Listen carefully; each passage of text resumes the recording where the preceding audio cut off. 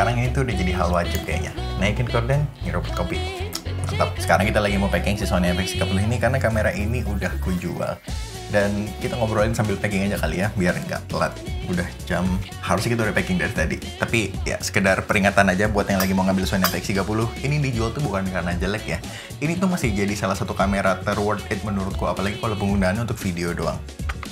Kalau penasaran ya silahkan tonton videoku yang ngebahas kamera ini. Bukan video yang baru-baru banget sih, tapi nggak apa-apa ditonton aja. Karena semua yang ngomongin di video itu tuh masih berlaku bahkan sampai sekarang. Berarti pertanyaannya kan kalau memang se-worth it itu, kenapa kameranya dijual? Nah, itu yang bakal kita omongin ya. Dan udah selesai. Jadi kita ketemu lagi habis ngirim barang ini ya. Hai, jadi ini hampir seminggu kali ini dari klip yang sebelum ini. Ya, ternyata banyak hal yang di luar dugaan. Ya, life happen saya. Sampai bingung mau mulai dari mana nih. Semuanya tuh kayak berhubungan. Jadi, mungkin kita mulai dari beresin meja ini dulu kali ya. Nih, kalau bisa dilihat. Aduh, berantakannya. Sebenarnya emang karena unboxing segala macem sih. Tapi, gimana ya, harusnya kan bukan alasannya. Dan harusnya tetap kita rapihin. Tapi kadang-kadang tuh mager banget ya, kita mau ngerapihin tapi kita tahu bakal berantakan lagi. Mungkin makanya banyak yang punya meja buat unboxing segala macam tuh sendiri terpisah sama meja kerjanya. Jadi ini tuh nggak terganggu, perlu berantakan diberesin lagi. Tapi namanya orang ya, kalau mager ya apa boleh buat. Kadang-kadang kalau dari internal tuh nggak bisa, kita perlu faktor eksternal. Misalnya di sini kita habis jajan. Udah lama juga kebetulan kan nggak ganti dashmat nih ya. Ya, mulai cari-cari alasan. Kebetulan juga kan udah lama nih nggak ganti dashmat. Jadi ya mungkin ini pertanda ya disuruh. Jadi supaya bisa ngeset dashmat yang baru, ini harus diberesin dulu semuanya. Iya dong. Jadi kita mulai dari situ dulu kali ya. Nah.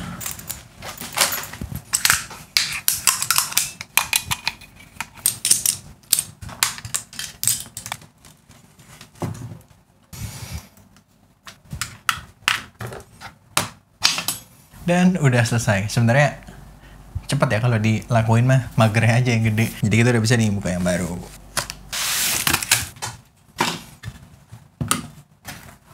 Waduh, sekalian dilap dulu dah. Udah setahun kayaknya gak dilap.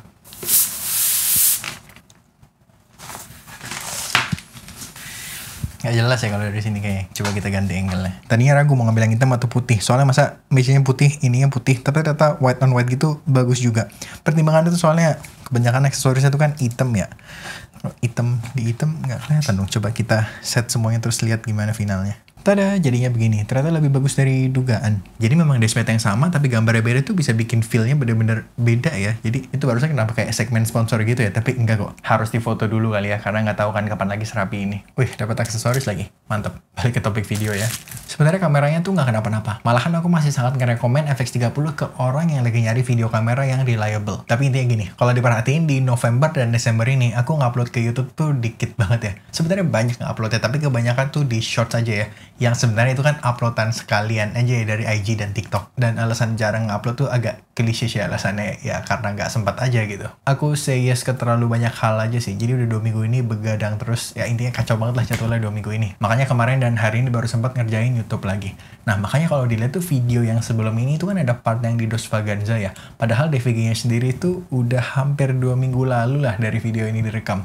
Ini tanggal 19 BTW hari ini, pas video ini lagi direkam. Tapi ya kemarin baru sempat ngedit aja, makanya kemarin baru di-upload. Apa tadi pagi ya upload ya, agak lupa. Padahal bikin konten di sosial media ini kan sebenarnya sesuatu yang aku cukup suka nih ternyata ya. Jadi aku pengen banget bisa lebih fokus ke bikin-bikin konten buat diri sendiri gitu. Tapi karena kebetulan aku bukan full-time content creator dan nggak ada rencana buat buru-buru juga buat jadi full-time content creator. Makanya aku masih perlu kamera yang reliable. Gitu kan. Makanya FX30 tuh masih kukip untuk jadi kamera utama ngejob dan ZV-1 ini kupake buat konten mostly. Dan sesuai tebakan semuanya ya lancar-lancar aja. Sampai beberapa waktu yang lalu aku coba pakai ZV-1 ini untuk menggantikan posisi si Sony FX30. Dimulai dari video yang ini nih pertama kali ini. Terus aku coba lagi dan ternyata ya bisa semua aman-aman aja. Berjalan tanpa hambatan. Nah ada beberapa nih sebenarnya concern utama orang-orang pas aku bilang hal tersebut. Misalnya kayak overheating, single SD card slot, bodinya kurang ergonomik, dan shutter angle. Tapi sejujurnya setelah dipakai, ya memang semua itu tuh nice to have ya. Tapi ZV-1 ini juga ya bisa-bisa aja. Overheating menurutku itu simple banget, tinggal pakai external fan. Single SD card slot, udah beberapa tahun belakangan ini aku pakai kamera yang dual SD card slot pun aku udah nggak pernah ngerekam mereka secara linear lagi.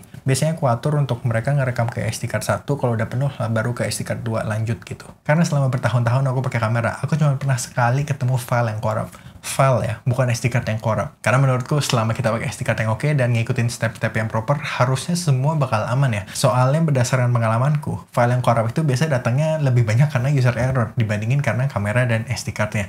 Jadi ya hati-hati aja. Berikutnya body yang kurang ergonomik. Sebenarnya kayaknya lebih ke FX30 dan FX3 tuh badannya lebih keren aja gitu ya. Tapi sejujurnya setelah nge-rig kamera, aku udah gak terlalu peduli masalah itu. Kalau aku bisa pakai kamera yang lebih ringan, aku akan selalu pilih kamera yang lebih ringan. Karena setelah di-rig itu lumayan berat ya, apalagi kalau ditenteng-tenteng seharian. Pokoknya yang penting buatku tuh hasilnya sesuai sama apa yang kita perluin. Bodo amat mau kameranya bentuknya kayak gimana ya. Berikutnya nggak ada shutter angle. Ya, iya udah lah ya. Udah bertahun-tahun pakai kamera mirrorless yang gak ada shutter angle, masa baru pakai kamera yang ada shutter angle yang nyampe setahun tiba-tiba udah manja banget, gak bisa gitu. Pakai kamera yang cuma ada shutter speed, ya kan nggak gitu juga ya. Jadi ya udahlah. Kalau nanti ini dapat update juga bagus, kalau nggak ya udahlah.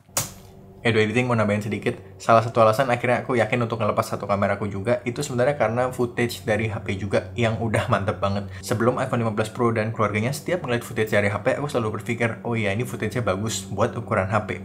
Tapi pas Apple mengintroduce Apple Lock kayak, wah itu footage-nya bagus. Udah sampai situ aja, nggak ada embel-embel ya. Buat ukuran HP segala macam nggak ada. Itu bagus ya, bagus aja. Dan aku udah bikin video yang ngebahas ini dengan lebih detail sebenarnya. Jadi kalau tertarik bisa nonton itu aja ya. Udah, kita balik ke video. Nah makanya, jadi sebenarnya bukannya FX30 jelek atau kenapa, tapi ZV-1 ini yang menurutku tuh agak underrated banget. Bahkan sampai sekarang. Aku bisa ngomong sampai satu video panjang sendiri kayak kalau disuruh jabarin alasin kenapa kamera ini sangat underrated. Apa aja kelebihannya, apa aja kekurangannya. Tapi ya udahlah, itu bakal panjang banget. Kita lanjut dulu. Tapi sebenarnya perlu disesuaikan juga sama apa yang di shoot ya. Kalau misalnya nge-shootnya banyak yang sifatnya live event dan gak bisa diulang gitu, ya mungkin perlu 2 SD card slot. Itu berarti mungkin itu sangat penting ya, krusial gitu. Ya udah, pilihlah sesuai dengan kebutuhan masing-masing. Kebetulan buatku untuk apa yang ku shoot, si Sony ZV-1 ini sangatlah cukup. Terus buat konten, apalagi ini mantep banget. Badannya compact, hasilnya tapi top.